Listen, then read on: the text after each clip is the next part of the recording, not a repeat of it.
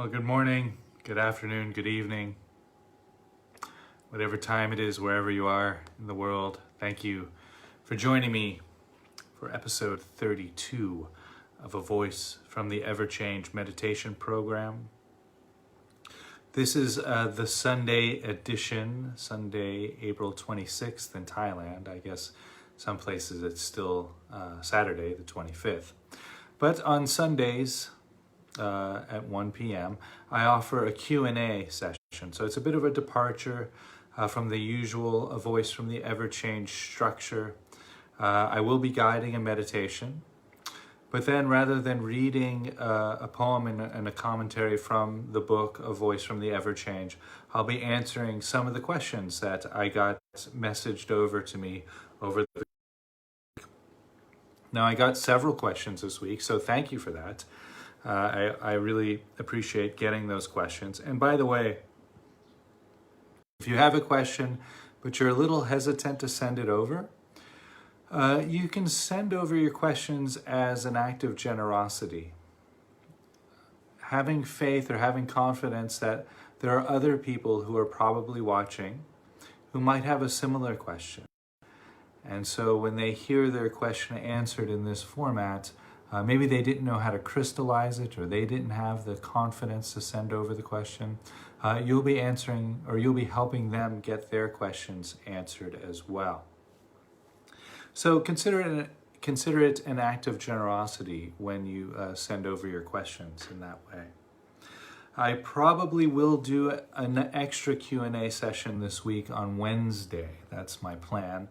Anyway, because I did get so many good questions, or they're all good. I got so many questions this week, so I hope to get to all of those. Do I need to say anything else before we start? I don't think I do. I think I'll just ring the bell, and I'll guide us into silence. We'll go through the breath, we'll go through the body, to the sounds of the present moment. Remember, breath is always present moment experience.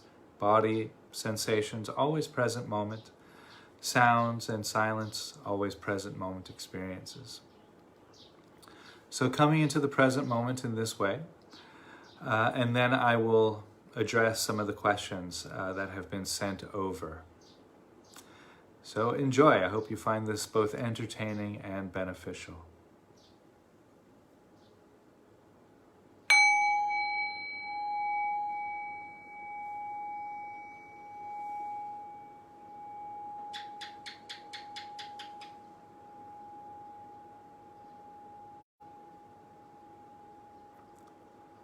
So allowing the body, mind, and heart to rest.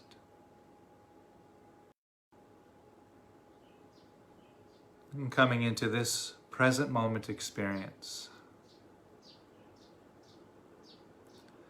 Noticing the breath entering and leaving the nose.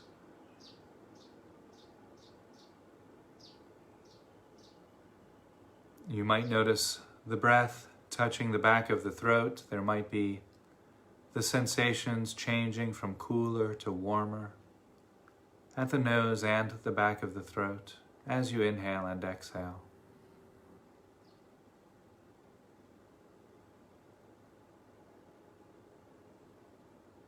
You might also notice the rib cage expanding and contracting with each breath.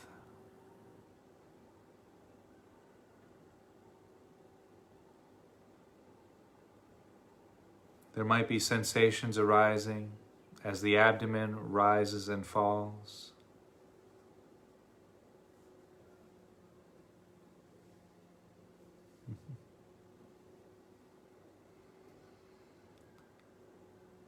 Noticing the back moving out slightly as you breathe in and in as you breathe out. Noticing the shoulders rising and falling with each breath.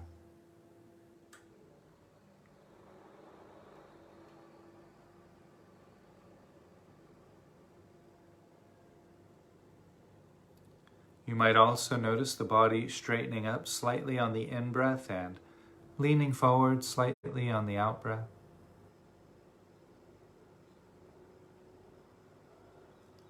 And so we'll rest right there just for a few moments, maintaining awareness on the sensations of the breathing process.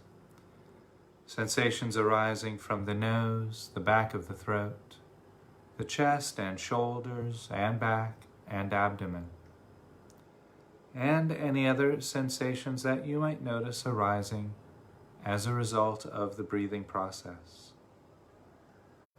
And just rest, breathing in and breathing out.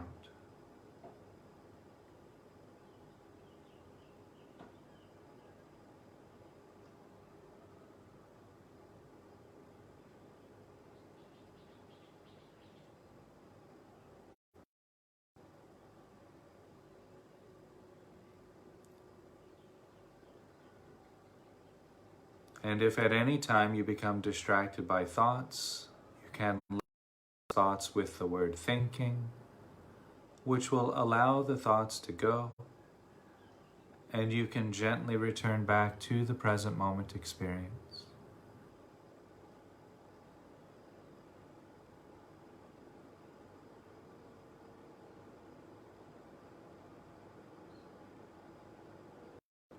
And breathing in and breathing out, allowing awareness to expand again, to include sensations of clothing against the shoulders. Noticing the arms against the body,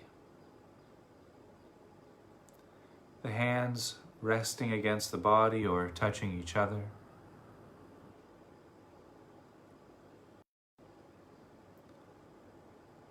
You might notice sensations of clothing against the back,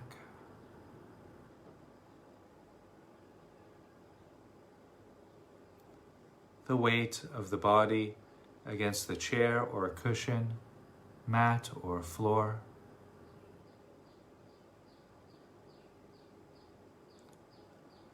You might also notice sensations of clothing against the legs, the feet against the mat or the floor.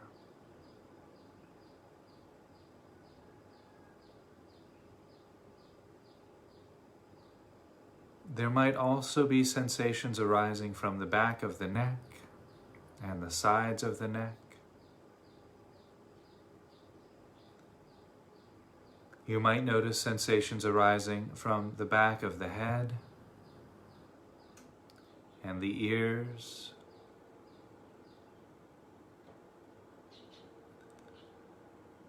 Noticing any sensations arising from the cheeks of the face, the lips and the nose, the eyes and the forehead. Sensations arising from the top of the head, the very crown of the head.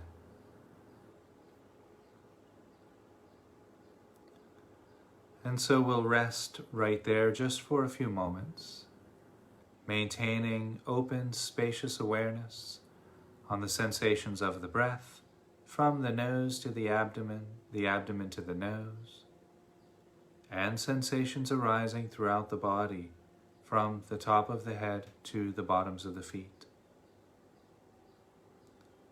And just rest, breathing in and breathing out.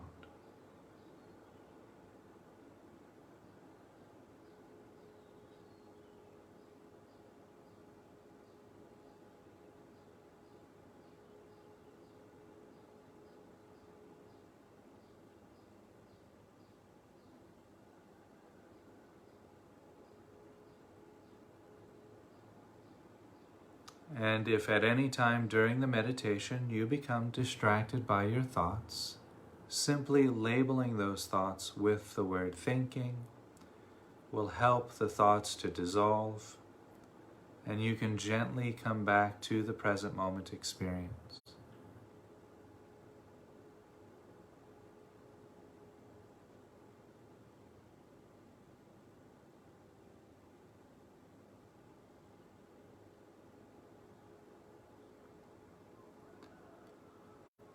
And now resting with the experience of the breath and the body, allowing awareness to expand again to include any sounds which might be available during this present moment experience.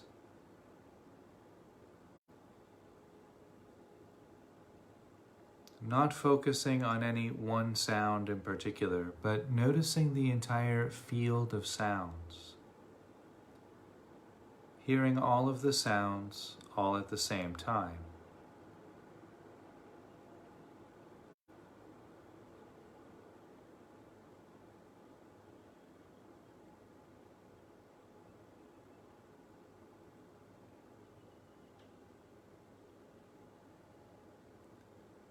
And in addition to any sounds, paying close attention to the quality of still silence within the sense of hearing.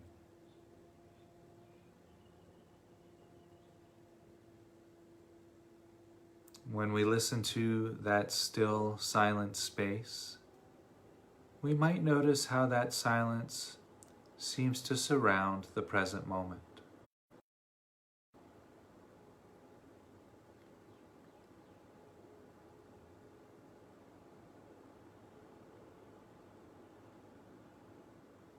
And so we'll rest right there, maintaining open, spacious awareness on the silence, the sounds, sensations of the body and breath, and just rest, breathing in and breathing out.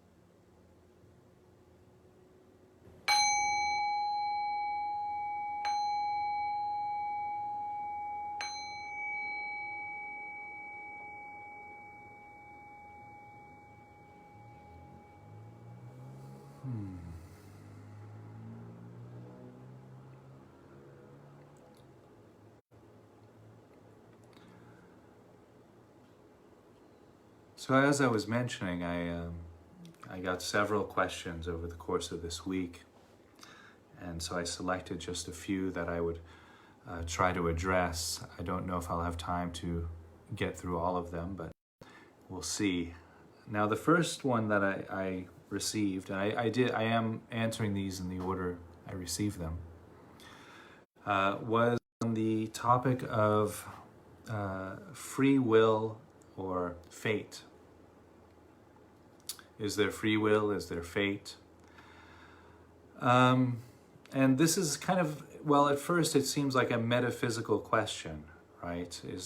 Most people consider free will to be something of a metaphysical belief system, that we have autonomy over our decisions and our path in life, and that we make certain decisions that lead us a certain direction and so forth. Or perhaps even a little more metaphysical is the idea that everything is predetermined, and that doesn't matter whether we turn left or right, we were still going to meet whoever we met, whether we turned left or right, whatever. It's all predetermined. Even the turning left or right was predetermined. And the question was, do I think there's free will, or do I think it's a fate? And the answer is yes. Whenever I am given an either or, I try to find the middle way between those two opposing sides. So I think that there is some sort of free will, but I also think that there is some sort of I wouldn't say predetermined order to things. I'm not certain that that's the right phrase or the right title to what I feel. But I do think that, to put it in Tibetan Buddhist terms, There's a great quote in many Tibetan Buddhist schools: "The illusion of choice is an indication of a lack of freedom." Well, when you read it that way, when you read that quote, you might think, well, that's clearly pointing to the idea that everything is predetermined, right? But it goes a little bit deeper than that. So when we're going through our life, we have the world in front of us, the world of experience in front of us. And that might seem like there's all of these choices. But when we really cultivate the skill of living, the choices drop away. And we can clearly see that there is really actually only this way to go. And so I'll draw a couple of examples of what I mean by that, because that might seem a little bit esoteric or ambiguous, but it's not. It's actually quite pragmatic. So let's use the example of a basketball star. Take Michael Jordan, for example. When Michael Jordan is playing basketball, and if you've ever watched Michael Jordan, I'm not particularly a basketball fan, but watching somebody perform like Michael Jordan is quite extraordinary. Because when he is on the court, when he's playing his game, there's no choice being made. The right move shows up at the right time to fit the present moment, and he makes that basket because he's practiced so well at making those throws that it just comes. There's no choice. He's not making a decision at that point. It's all muscle memory. It's all instinctual in a way. And so one practices meditation to become that fluent with living life. One practices the practices of present moment awareness, so that when we are moving through our day-to-day life, the idea of choice starts to drop away. We're confronted with a situation, and we're so grounded in the experience of the present moment that the right move, the right motion appears at the right time. Usually that's the motion, the choice that brings the least amount of suffering for ourselves and for others. So meditation to meditators is kind of like free throw practice to a basketball player. And to use another analogy is a jazz musician, and this is an analogy I'm quite familiar with. In a past life, I was once a jazz musician. I don't mean that in a metaphysical way. I mean that several years ago, I gave up my career as a jazz musician. I consider that a previous life. Anyway, so when a musician is learning their craft, or particularly learning the technique of jazz, they need to practice scales, they need to study harmony and theory, different types of rhythms. That's very much like in meditation, we study the present moment. We learn to embrace the present moment. So in a way, cultivating an ability, cultivating a type of awareness, a type of, if you will. Very similar to the musician, cultivating a type of awareness, a type of ability, so that when the musician goes onto stage and they're in the present moment with their instrument, with what's happening on the stage, there's no choice about the right note. There's no decision-making process. Is this the right note? Is that the right note? Should I play this? Should I play that? The note appears to the musician in the mind, in the inner ear, and then it comes out of the instrument to create the music. It's that fluid process. So in meditation, we practice compassion, we practice joy, we practice equanimity, we practice loving kindness, so we can have those qualities on hand, so that when we're in a situation where those are called for, where we can use those to alleviate suffering. Present moment awareness. We are in a situation, we're on the stage of life, improvising. There's no choice being made anymore. We just move forward. The appropriate decision appears that suits the appropriate time, the appropriate situation at hand. Much in the same way, when the jazz musician is improvising a solo, the right notes appear to fit the right harmony, the right rhythm, the right time. Very, very similar. So coming back to the question, do I think there's free will? Do I think there's this idea of choice, or do I think everything's predetermined? Both and neither, in a way. I think there's the idea of choice until we don't need it anymore. Until we've cultivated the ability to be so in the present moment and so adept that the idea of choice drops away. Remember that quote from the Tibetan schools: the illusion of choice is an indication of a lack of freedom. When you see Michael Jordan play, you see he's totally free. If you've ever watched videos of Keith Jarrett, the great jazz pianist, playing piano, he's totally free. Miles Davis playing trumpet, he's totally free in the music. And so that's because they're not caught up in choosing. So there is free will until we don't need it anymore. Until we can become so comfortable with resting in the present moment, so comfortable with the tools of compassion, of joy, of equanimity, of loving kindness, that we can just bring those up to serve the present moment. Then free will falls away. Then fate falls away. And it's just the middle way. It's just the unspoken middle, as Aristotle put it, the gray area between the two sides of the path.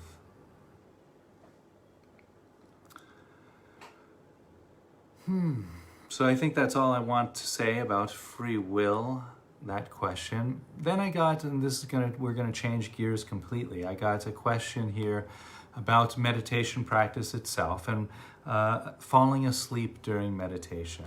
This is very, very common. All meditators come to this at some point. Sometimes beginning meditators have this obstacle where they're dozing off or nodding off or just getting foggy or hazy. Very common.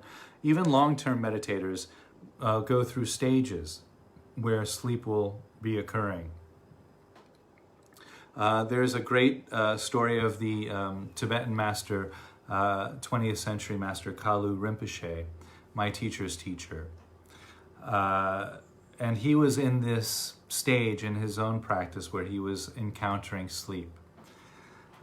So legend has it that he would meditate on the edge of a windowsill as a way of keeping him awake, a way of energizing his practice, so that if he fell off the windowsill, he would fall and hurt himself. So now I'm not recommending anyone do that here, but I'm just kind of telling that story to illustrate how sleep can come to even the great Tibetan masters.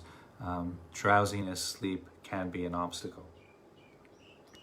Okay, so there are a few techniques other than meditating on a windowsill, which again, I don't recommend.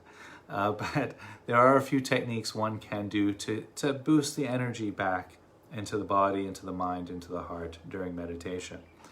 Now, if you're meditating with your eyes closed or open, this following technique can be done. You just raise your eyes slightly above the horizon level. So maybe about 30 degrees above the horizon, I guess, 25, 30 degrees. So kind of, if you're into the chakras, it would be right around the eyebrow chakra or the third eye, like that. Just having your eyebrows, your eyes rather focused to that height or higher. Now, what that does raises the energy. It gets the energy moving through the body, through the mind and the heart. So that can be one way if you start to find yourself getting foggy, hazy, or nodding off during meditation. That can be one way to boost the energy. Also, now some teachers might frown upon the next pointer that I'm going to give, but that's okay. For me, it works, and I know many other people who use this technique as well. So you can just shift around in your posture, whether you're seated on a cushion or in a chair, moving around, dancing around a bit, moving the energy through the body and helping to restore that energy back into the practice. That can help.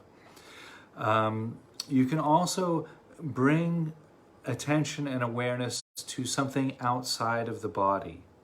Sounds, that really helps. So even if we haven't gotten to the sounds, if you're doing the guided meditation, maybe you're just feeling the breath and you start to get drowsy, start to hear what's around you. That'll bring your awareness outside, because generally when we start falling asleep, we're going inside the body, inside the heart like that, and it's like a nice comforter. You're pulling over and you're like, and you're done, like that. So if you can bring your awareness outside of the body, that can really help to boost the energy again, like that. And then one more technique. This I got from the great writer, teacher, Stephen Batchelor, one of my favorites. So he suggests that if you're getting, again, drowsy or nodding off, you can breathe in normally, just like you were, and then breathe out firmly through the nose. So breathe in normal, and then strongly out through the nose. Breathe in again normally, then strongly out through the nose. And you do that about 3 or 4 times. And he suggests that as you take the strong breath out through the nose, you visualize a sword cutting through the drowsiness. Now, when I first read that, I was like, wow, that seems a bit cheesy or a bit weird. But because I'm a big fan of Stephen Batchelor's work, I said, well, next time I'm falling asleep, I'm going to give that a try. And sure enough, a couple of weeks later, I was meditating, I started getting drowsy, and I said, oh, let's try that. Visualizing the sword cutting through the drowsiness, and it worked. It's like, wow, that's really great. I did it 3 or 4 times, and each time seeing that sword just slicing through the drowsiness and cutting it away. And it seemed to really work. So I gave that to a few of my students. They reported back to me that it worked very well for them as well. So here I am on episode 32 of A Voice from the Ever Change, giving it out here. So I hope that works. I hope you all find that helpful. Now, a little bit more about the drowsy mind itself. So I like to picture the mind on this track. And so on one side of the track is the really active, energized mind. And you'll know that mind because there'll be a lot of thoughts. Most people have that experience more than the drowsy mind. It's more common, I find, that people have a lot of thoughts, overthinking during meditation. That's fine, that's quite normal, and we can talk more about that later. So that's the highly energized side of the mind. Now on the other side of the track, the very other side, is the dull, sleepy, hazy, falling asleep mind. And so it's kind of moving like that. And you might have that whole range during one meditation session where you sit at the meditation and you're feeling the breath and everything's good. That's kind of the middle of the track. When everything's balanced and there's not a lot of thoughts, but there's probably a few thoughts and you're able to let those thoughts go and stay with the breath.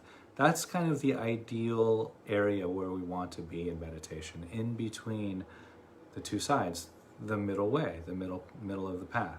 So there, and then you might find yourself, okay, dozing. You're going to the other side. The energy's going through leaving the body and the mind, you start falling asleep. Then there's very few thoughts, but the mind is kind of foggy, hazy, drowsy, like that. So then you want to energize the body and the mind. So you do that breathing exercise that I mentioned, or you move around the chair, you put your eyes up like that. Then you can bring your mind and your body and your heart back to the middle. Now you might find you're starting to say, now you're getting a lot of thoughts. You're going to the totally other side of the track, the energized side of the track. So then you want to rest. And you can use that word, say, okay, just rest. Relax, take a nice breath, feel the breath coming in and out, letting the thoughts go. You can use that word thinking to let the thoughts go. And then, bring a sense of resting back to the practice. Then you come back to that middle point in the track again and just rest there like that. And so just like in yoga where people do balancing poses, and when you first start yoga doing balancing poses, you notice that your posture is doing that, right? You're balancing, you're tumbling and stumbling. But the more you do balance postures, the easier it starts to get to find that center area, to find that place where you're actually more grounded in the posture. Now, of course, if you've done balanced postures, you know that your body is still doing that, but it's much more subtle. It's much more easy and much more flow to it. It's the same in meditation. You'll notice if you're new to meditation, if you're just starting a practice, your mind will be going dull, hazy, sleepy, and then back to the energized side, having a lot of thoughts about yesterday or tomorrow, whatever. Then you might find that middle ground for a few moments, and then back and forth like that. That could happen. Most people have a predilection to one side or the other, maybe very energized body and mind, or very sleepy, like that. It's just about finding that balance. Just like in yoga, the balance postures, finding the balance between energized and relaxed, relaxed yet alert and stable awareness, like that. Okay, well, I'm just about out of time. I'm not going to get to the question on equanimity practice today, but again, I will be hosting another Q&A on Wednesday because I'm getting so many questions now. It warrants doing 2 Q&As a week, which is great. Please do continue sending those along. And by the way, if you'd like a PDF copy of the book, A Voice from the Ever-Change, I'm sending those out for free. So if anybody would like one, just send me your email address. I'm happy to send that along. I will be back tomorrow at the same time, 1 p.m. in Thailand, which is 11 p.m. on the on the Pacific coast of America. Back to the regularly scheduled program. Well, guide the meditation, and then I will read the poem and the commentary from the book, A Voice from the Ever-Change. So I hope you'll join me for that. Thank you for joining me today for this Q&A episode, and I will see you all. Please stay well, stay safe, stay healthy, wash your hands, sanitize, wear your masks, 2 meters apart at least. I say 3 meters, because then you have a meter to spare and you'll still be safe. And let's continue to flatten the curve throughout the world on this, and we can all come out the other side healthy. Thank you.